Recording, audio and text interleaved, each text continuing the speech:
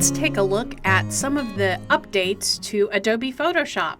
These were released in October of 2021, and you'll see that Adobe Photoshop says 2022.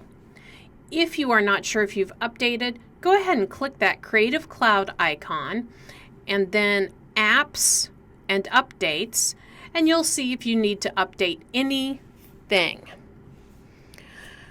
So this first video is on hover on selections.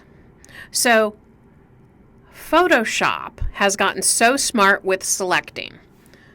So I'm going to switch to my Object Selection tool, and already some things are going to start happening here. And you can see it's finding those objects. So I'm going to go ahead and click on this first orange, and you can see that's a great selection area.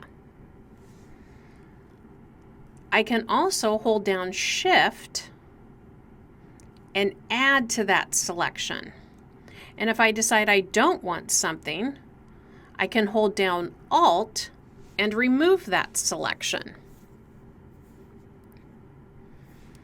Anything that I hover over is going to get that different color code, and note that it's ready to select that. After we get our selections, I can go up to Layer and Mask All Objects. And now in my Layers panel, I have masks of all of those objects. Now it did pick up some extra bits here, and that's what we're seeing up here. I can just delete those masks if I don't need those. But easy, quick selection. Let's try it on a little bit of a more difficult photo.